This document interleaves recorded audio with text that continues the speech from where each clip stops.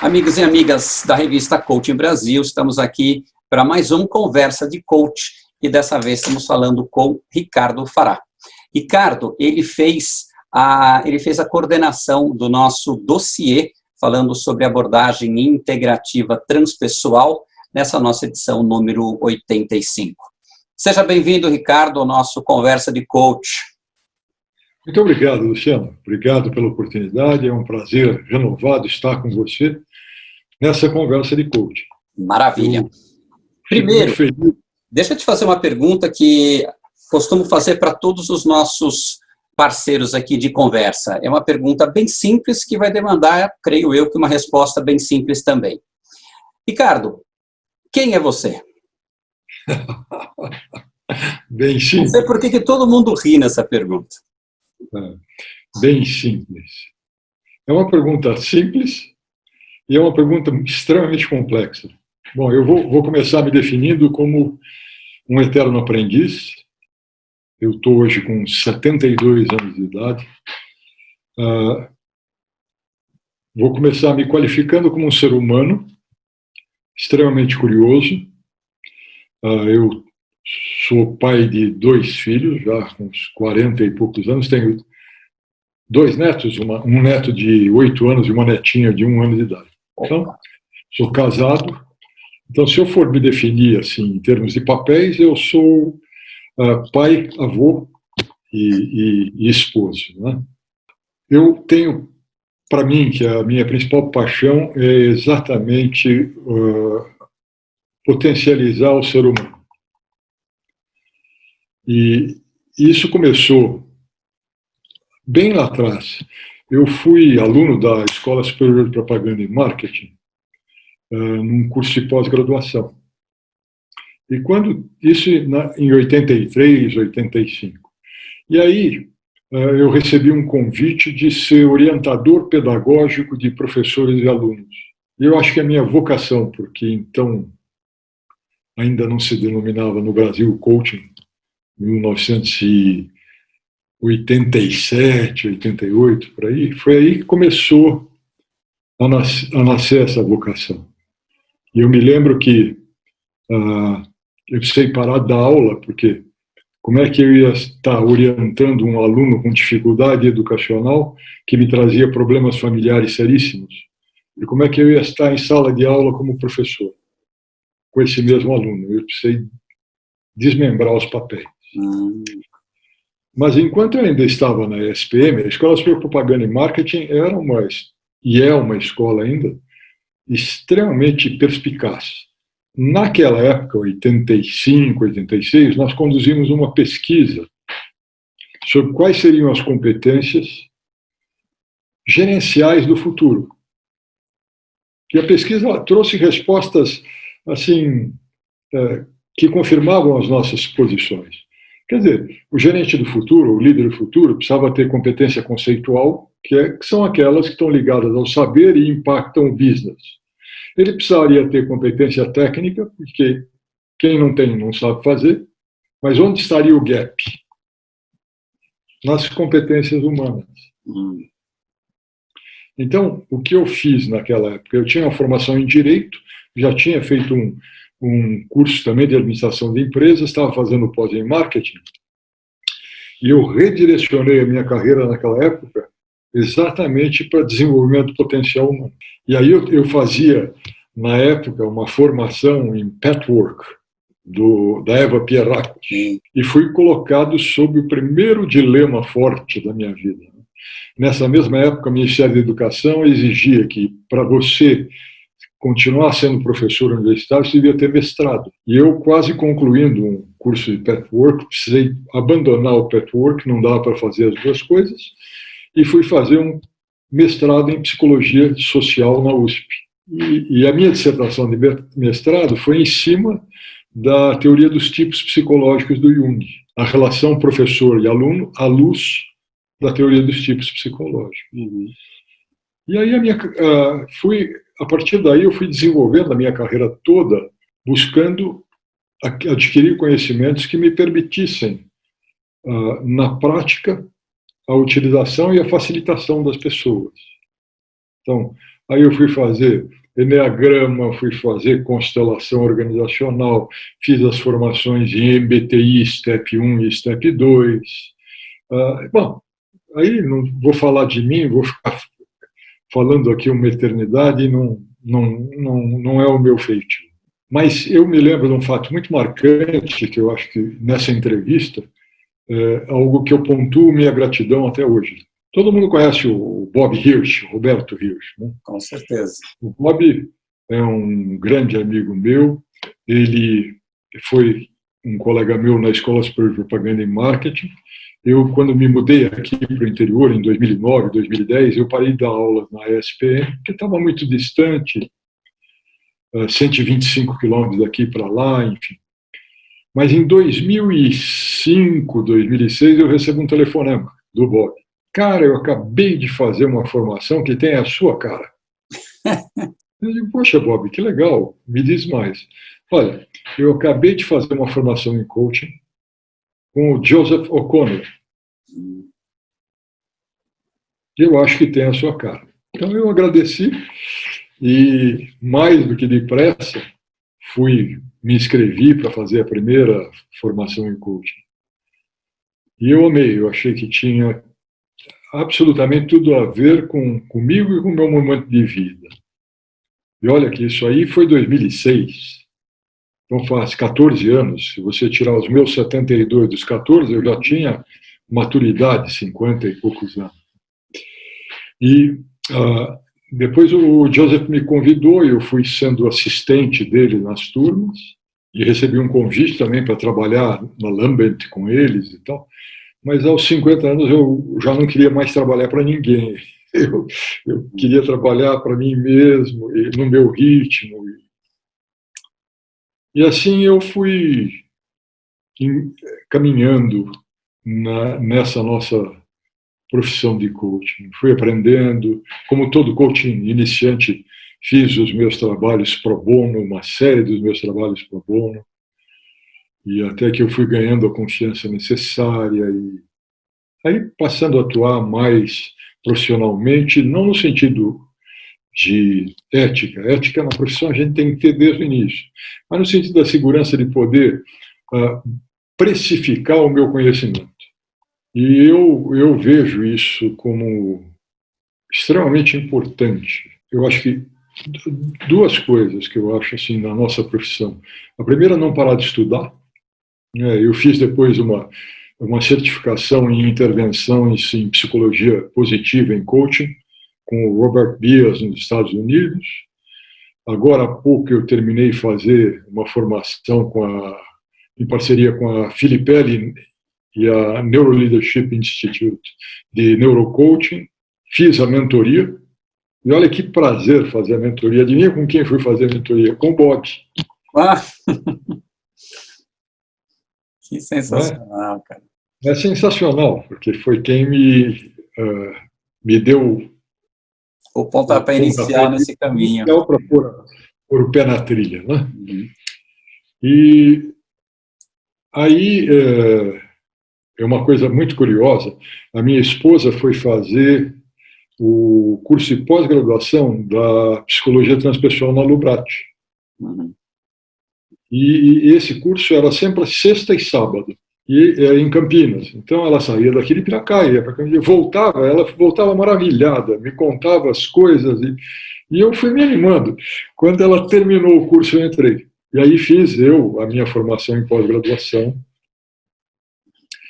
Como já era coaching, eu falei, bom, qual é o trabalho de conclusão de curso que eu vou apresentar? E aí foi natural, né? Como é que eu vou usar a abordagem integrativa transpessoal, da psicologia transpessoal, nos meus processos de coaching?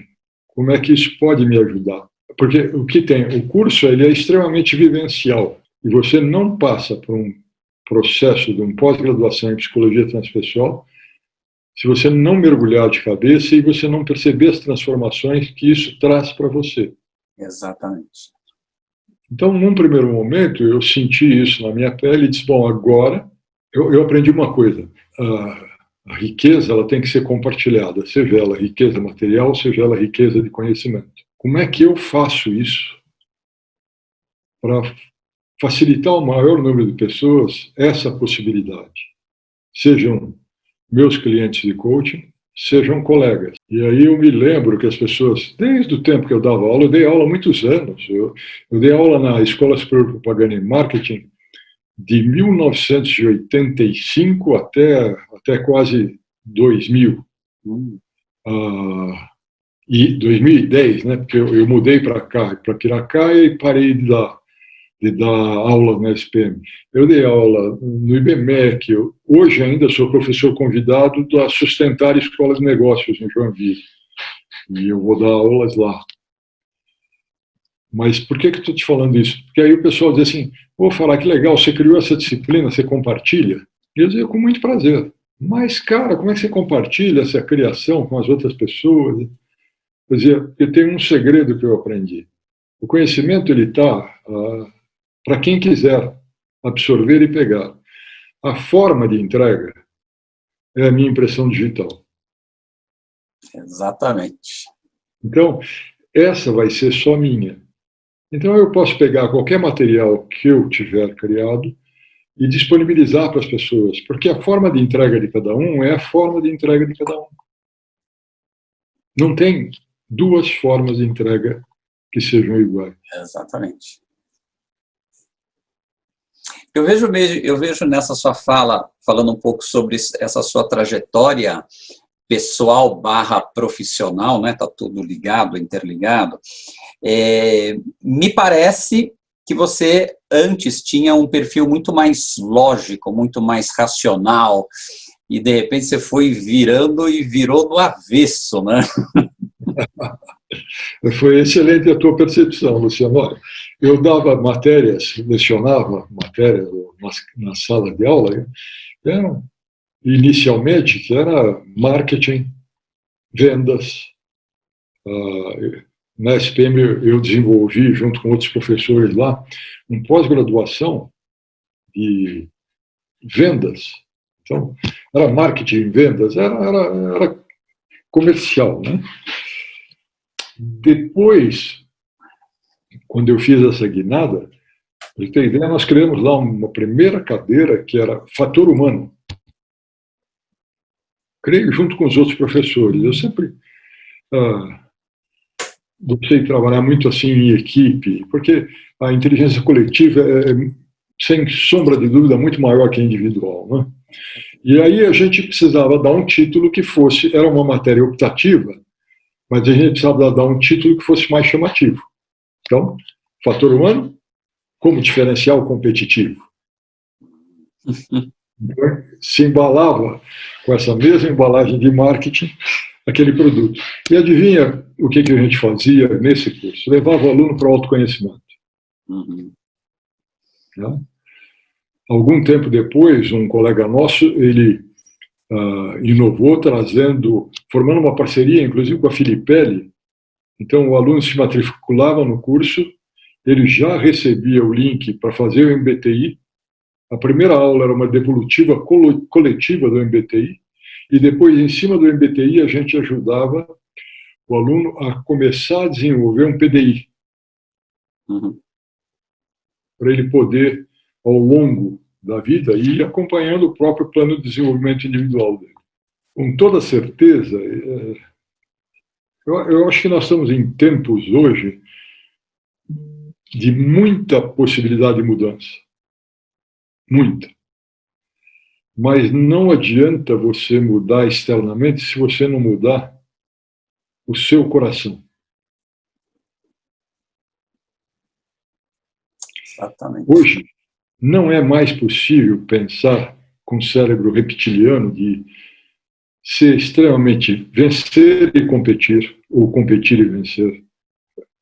O paradigma hoje tem que ser colaborar e cooperar.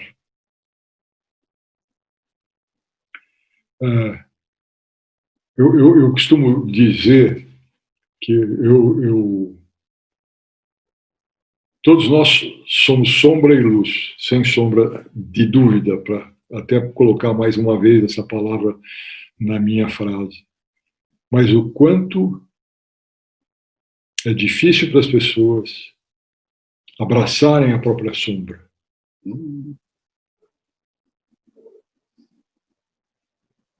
E se aceitarem como elas são, porque enquanto... E aí já vai um paralelo com a abordagem integrativa transpessoal.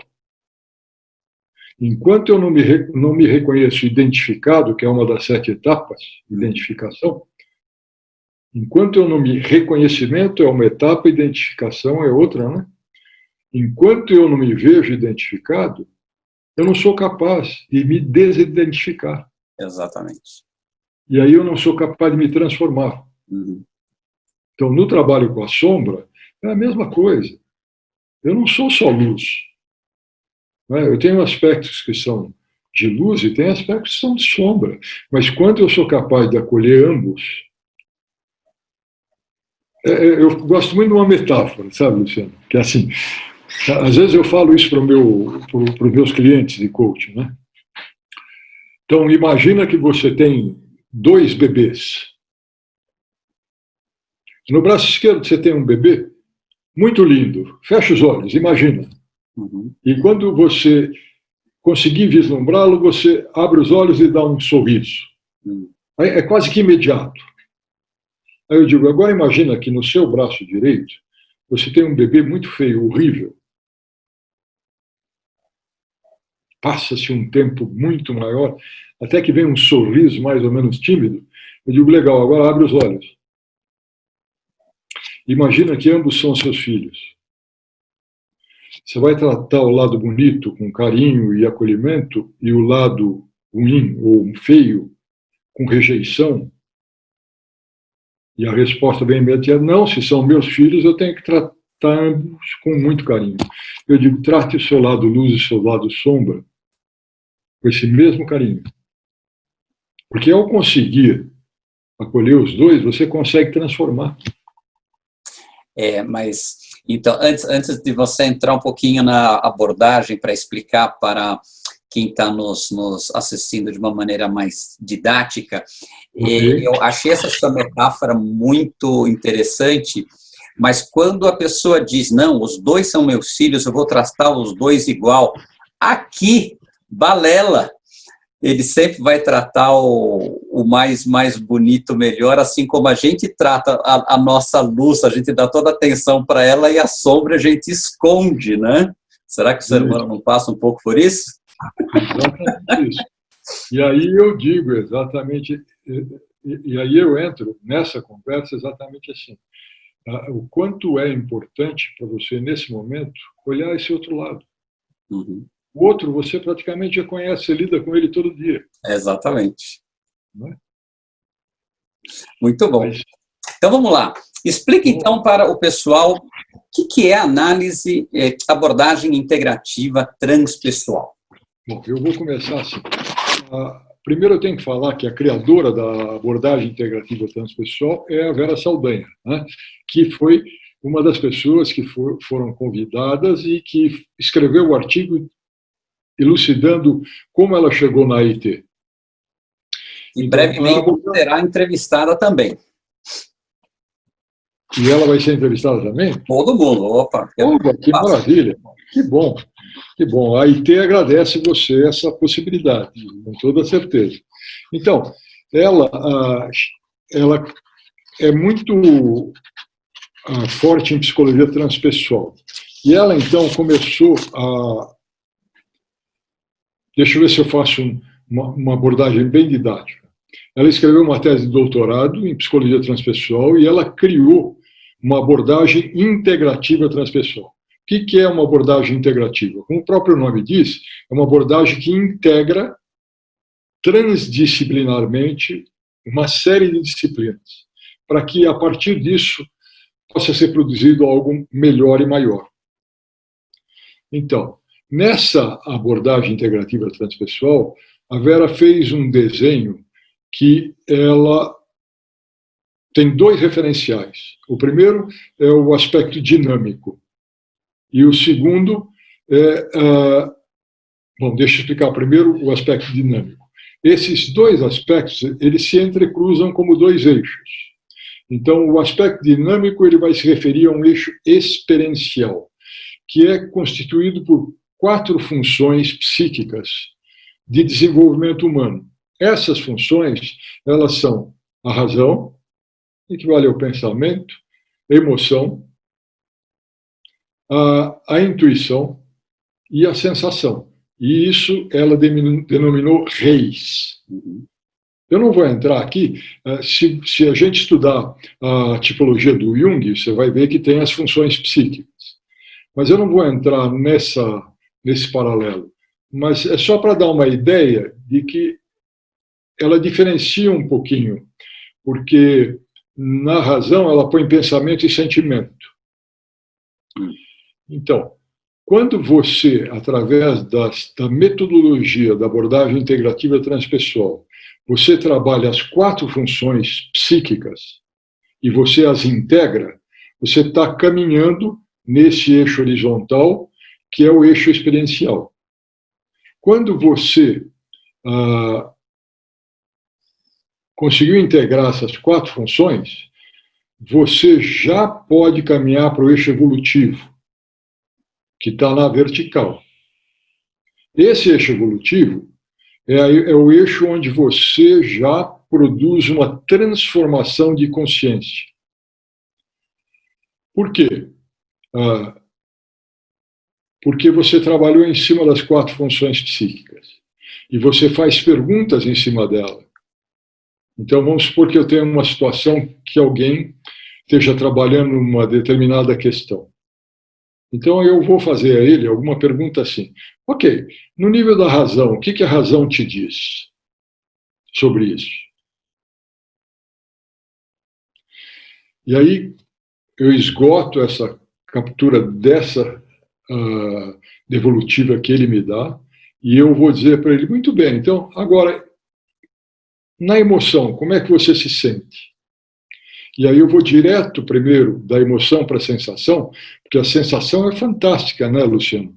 A sensação, ela traz a emoção. Peraí, não sei como é que estou me sentindo. Ok, então vamos lá. Dá uma cor para essa sensação. Dá uma textura para essa sensação. Se ela tivesse um cheiro, que cheiro seria? Para exatamente aflorar a sensação e a emoção. E aí, quando eu recebo o devolutivo, eu digo, bom, e agora, no nível de intuição, o que a sua intuição lhe diria sobre isso? E aí eu integro razão, emoção, sensação e intuição. A partir daí, quando a pessoa tem essa visão está mais extremamente ampliada, a partir desse momento, esses procedimentos técnicos que a gente vai usando, né? Tem uma série de procedimentos técnicos. O artigo, eu digo muito disso, né? Você usa a intervenção verbal, você vai usar uma imaginação ativa. Às vezes é muito gozado, né? Porque eu estou dando risada agora. Às vezes eu tenho vontade de dizer assim para o cliente, vamos meditar um pouco, mas eu sei que se eu disser a palavra meditação, ele pode ser que ele se assuste. Então eu digo, vamos fazer um exercício de imaginação ativa? Por quê? A imaginação ativa, quando você utiliza, ela facilita o acesso ao inconsciente.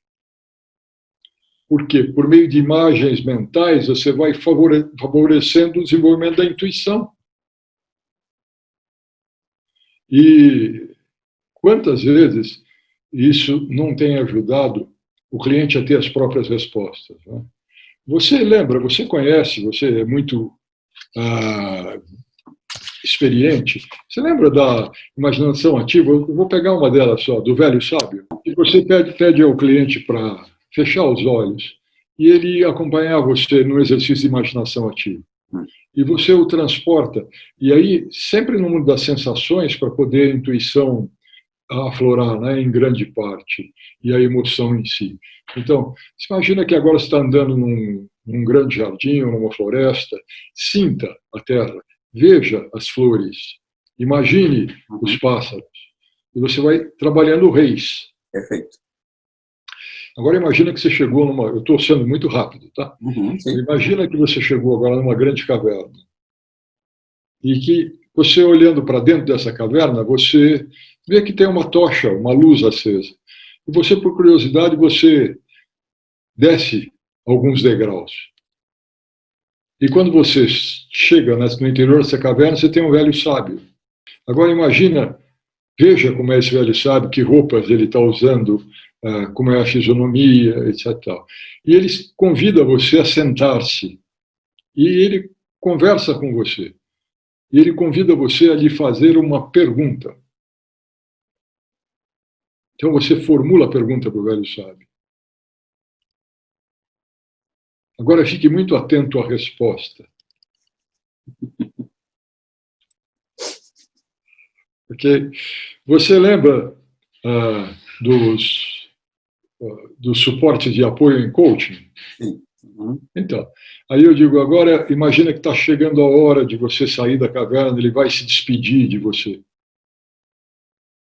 E ele vai lhe oferecer um presente.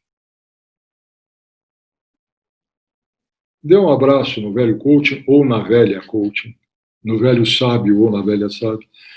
Guarde a resposta e traga.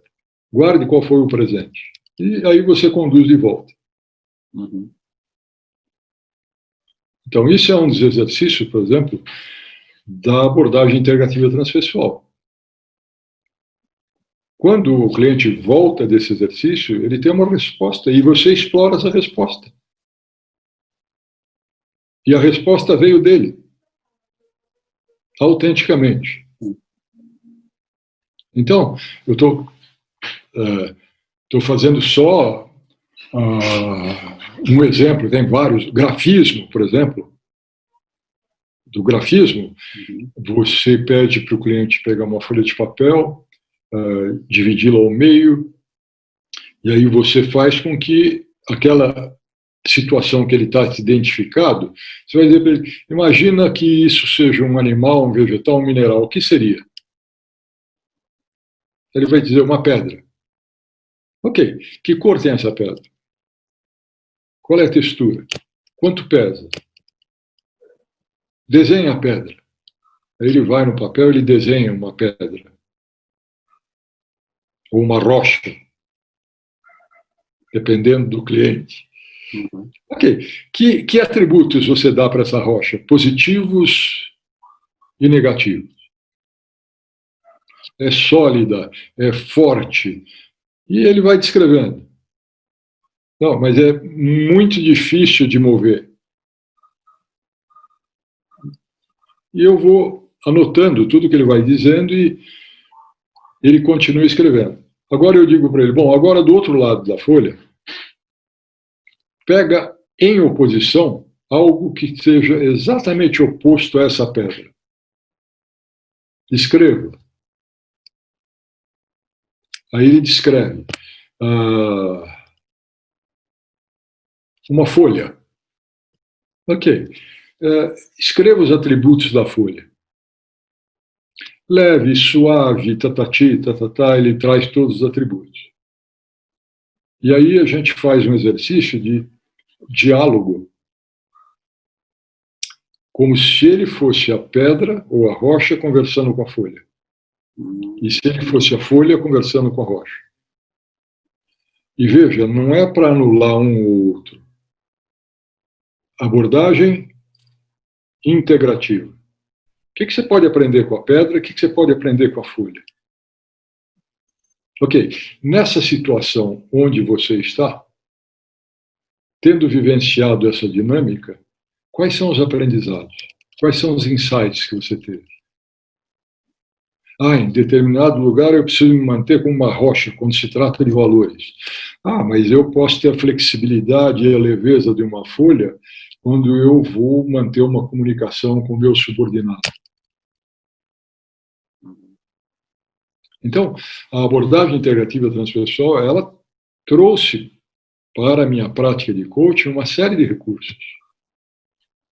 Eu estou falando nessa entrevista com você, alguns, né? Tem outros exercícios também que são extremamente fortes, que você trabalha, por exemplo, uma técnica que a gente chama de reorganização simbólica, que você envolve a imaginação ativa, mas você vai mais além ainda dessa técnica, você integra a intervenção verbal, o grafismo que eu te falei, e outros recursos. Às vezes,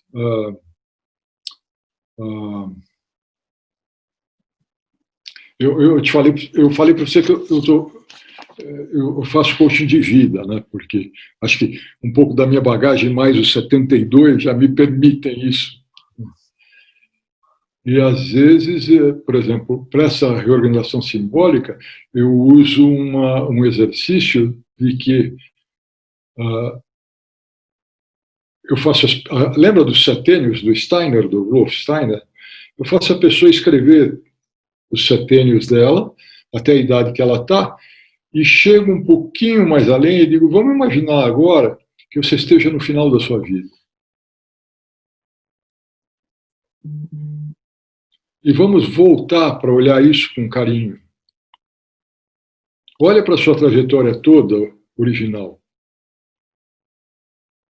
E agora que a gente está precisando ressignificar uma série de crenças, vamos supor que você ainda tenha esse período. Às vezes eu uso um barbante e ele vai dando os nós, cada nó um setênio. E você ainda tem esse setênio. E agora? O que você pretende fazer com esse tempo que você ainda tem? Mas eu peço para você não projetar para frente sem você olhar toda a sua trajetória até aqui. E é extremamente surpreendente. Com certeza. Você sabe, como coach, todo colega coach sabe disso. Né? O ser humano tem nele toda a qualificação para se tornar extremamente saudável. Esse é um dos pressupostos da abordagem integrativa transpessoal, da psicologia transpessoal. Maravilha. Até recentemente nós tivemos uma edição falando sobre biografia humana. Né? Fez a coordenação. Verdade. Muito bom.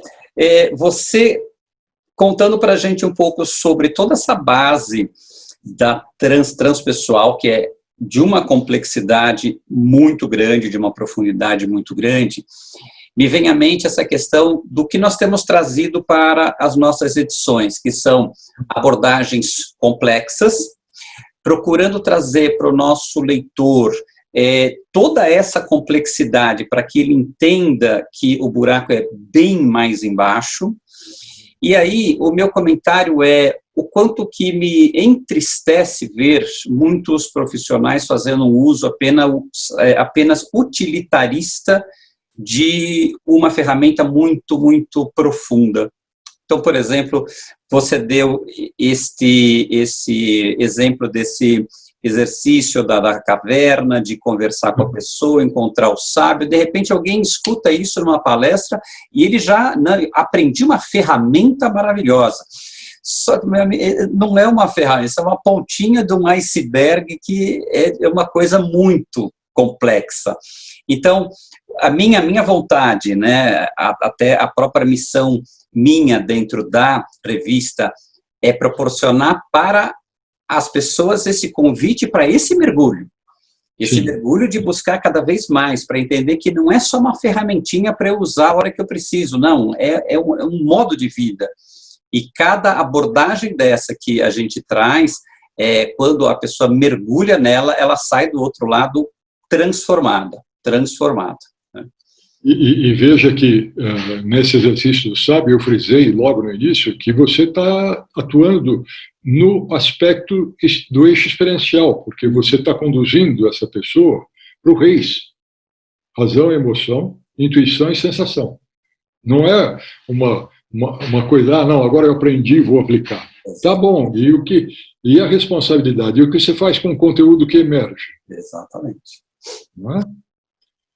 Então, eu também partilho de você também dessa preocupação. Não é você aprender. Se a gente for trazer para o nosso universo mais perto, aprendi a roda da vida e aprendi a roda dos valores, agora vou usar. Uhum. Bom, e daí? Exatamente. Né? E aí, o que você vai fazer com esse material? Uhum. Uhum. Lembra, a agenda do cliente. Muito bom. Ricardo, eu acho que eu acho que essa sua explanação já é um convite bem saboroso para que as pessoas mergulhem um pouco mais em todos esses artigos para saber bem mais sobre como é que funciona essa abordagem integrativa transpessoal. E agora eu queria que você falasse um pouquinho sobre o seu artigo dentro desse dossiê. Você falou sobre esta abordagem dentro daquilo que você mais faz, que é o coaching de vida. Então, me fala um pouco como é que você lida com isso. Bom, os princípios da AIT, eles podem ser utilizados do início ao final do processo de coaching, né? A intervenção verbal, por exemplo, que é uma das características da abordagem integrativa transpessoal, você não pratica qualquer tipo de julgamento ou crítica, você constrói aquela abordagem empática com o cliente, usando a escuta ativa para você ter uma visão geral das expectativas do cliente e respeita o silêncio do cliente. E vai acolhendo as experiências, a história de vida, como se fosse numa primeira reunião de coaching que a gente está tendo com o cliente, né? Histórico, necessidades e tal. E aí, ao acolher essa primeira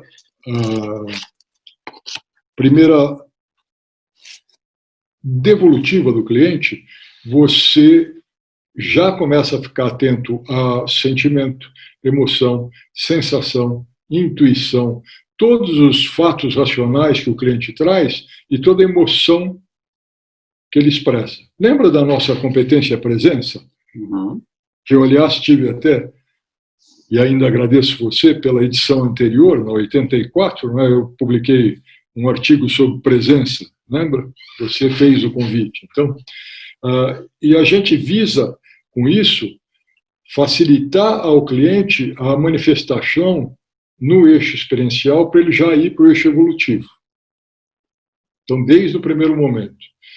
E aí, por exemplo, eu costumo trabalhar com a roda de valores e a imaginação ativa.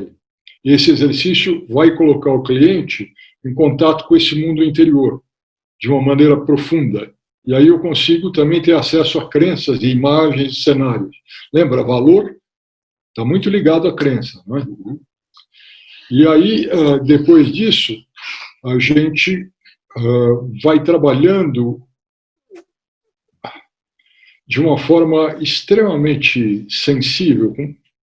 Aí a gente vai para a competência presença, né? Sempre muito presente, porque você vai trabalhar a primeira etapa da IT, que é a identificação, reconhecimento, e depois aí a gente vai entrar na desidentificação. Mas ela só vai ocorrer se o cliente tiver passado pelas duas etapas anteriores, que é reconhecer que ele está numa determinada situação, identificar isso claramente, acolher e aceitar, e aí ele se desidentifica. Aí a gente chega na terceira etapa da abordagem integrativa transpessoal.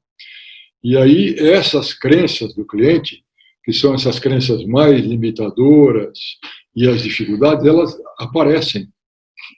E aí a gente começa a estimulá-lo a olhar isso sob diferentes pontos de vista, para ampliar essa visão e olhar para de um outro prisma sobre aquilo que está ocorrendo.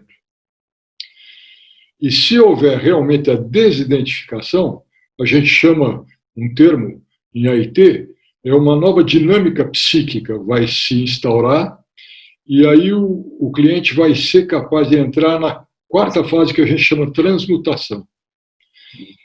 Ainda não se consolidou, é uma transição, mas ele já consegue perceber algo de novo no interior. Ele entrou em contato com alguma coisa que, para ele, tem um significado especial. E, nesse sentido, isso não é bom nem mal, ele apenas conseguiu ver uma nova possibilidade. E essa percepção, a gente começa a atuar em cima dela para ele explorar diferentes possibilidades. Ter um novo repertório, olhar novas realidades. Lembra as nossas perguntas? Comunicação direta, Estou fazendo um paralelo com as competências. Né? Sempre, e aí, presença, presença, presença. A agenda do cliente, presença, presença. Mas você pergunta, pergunta, pergunta. E aí o cliente vai experimentando essas novas possibilidades e a gente vai preparando ele para a próxima etapa, que é a transformação. Veja, aí, quando ele cruzou reconhecimento, identificação, desidentificação e a transmutação, ele está já começando a entrar no outro eixo, que é o vertical, que a gente chama que é uma expansão de consciência. Porque como ele já olhou a situação que ele está sob diferentes ângulos, diferentes prismas, em cima das 4 funções psíquicas, ele consegue enxergar além. O que é você expandir uma consciência? É tirar a pessoa do estado de consciência que ela está e levar para um outro patamar. Então, ela consegue começar a olhar um processo de expansão de consciência que vai se ampliando, ele vai olhando a dualidade, ele vai começando a integrar isso e construindo novas possibilidades. Isso é extremamente interessante, porque você também tem que estar muito atento, principalmente ao comportamento físico do cliente. Uhum. É muito legal ver, né? Quando ele descobre um novo fazer, e aí ele manifesta isso corporalmente, né? O olho brilha e você vai pegar bom. Ou então ele dá aquela parada fantástica, olha para cima, faz o silêncio. E eu aprendi cedo que o silêncio faz parte da conversa. Ufa, se faz. Então ele entra naquele silêncio, o olho brilha, ele joga o olhar para cima, ele para um pouco, e aí eu respeito esse silêncio até ele voltar. Quando ele voltar, eu faço a pergunta: e aí? O que aconteceu agora? Para onde você foi? Eu vi uma nova possibilidade. Então, legal. Então, agora você... Quer dizer, isso eu estou falando para mim, né? Agora ele entrou no processo de transformação, que é um novo fazer. Ele deseja fazer tentativas. Bom, agora que eu conheço algo novo, que eu sei, eu preciso experimentar para ver se vai dar certo. É uma construção de uma nova realidade que ele faz dentro dele e fora dele. Uhum. E aí você vai para a 7ª etapa, ou a 6ª etapa, elaboração, que é facilitar para ele, através das perguntas, a compreensão das novas possibilidades, puxando dele os insights que ele tem, vendo as possibilidades de ampliação que ele teve, e ele precisa ter muito isso consciente, porque a partir daí é que ele vai elaborar os planos de ação, os planos de meta e ação. E aí a gente entra com toda a parte das perguntas que o ajudam a elaborar a estratégia e o atingimento das metas. E aí ele vai entrar para a última etapa, que é a integração, que ele estabelece as relações do que ele viveu com a nova realidade, que ele está integrando no cotidiano e nos aspectos pessoais e profissionais da vida dele. E aí eu gosto muito nessa etapa de caminhar com ele, dizendo: bom, muito bem, agora você integrou isso. Integrar significa que você está pondo isso no seu dia a dia, na prática do seu dia a dia. Conta para mim agora, como foi? Quais são as descobertas? Que valores mudaram? Que crenças mudaram? Porque enquanto ele não perceber que o que tinha de crença limitadora passou a uma crença potencializadora e que isso é um novo valor na vida, ele não vai integrar como ele tem que integrar. Exatamente. E aí ele põe a mão na massa. E as próximas reuniões são as reuniões de acompanhamento. Todas elas você pode usar as 7 etapas. Todas elas você pode usar o eixo experiencial e o eixo evolutivo.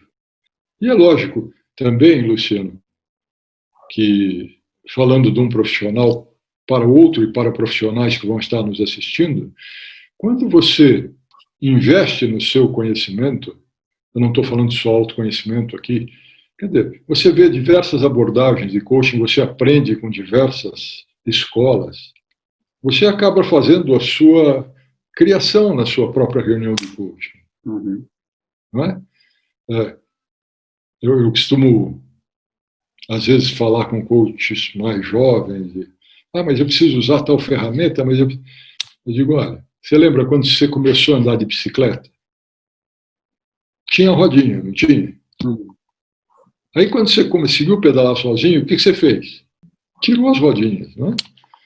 Então, na medida que a gente vai vivenciando, experienciando, e aí uma das competências da ICF que eu acho fantásticas, a presença, né? À medida em que você vai se aprofundando e tendo essa presença, que você não precisa se preocupar, o que eu vou fazer, etc. Porque a agenda é do cliente. Então, eu vou usar uma palavra meio maluca, tá bom? Mas é como você recebesse o aporte daquilo que você deve fazer do seu eu superior. Uhum. Você está tão presente que você criou o campo, o biocampo entre você e o cliente, mas você não tem julgamento, você não tem crítica, você não está preocupado com fazer, você está preocupado em estar. E lembra de uma palavrinha chamada intuição do Reis? Uhum. Tá bom? A intuição é a base de, acho eu, com muita humildade, para se ligar com a voz do eu superior ou do céu. Com certeza.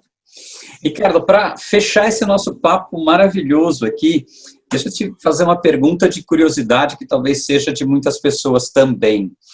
Quando você está com um cliente extremamente racional, o cara até parece uma planilha do Excel, você nota uma resistência dele para esta abordagem?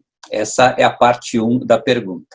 Uhum. E aí eu já emendo a parte 2, que é o deslumbramento dele quando ele vê a liberdade que ele conquista quando ele se permite dentro desse processo.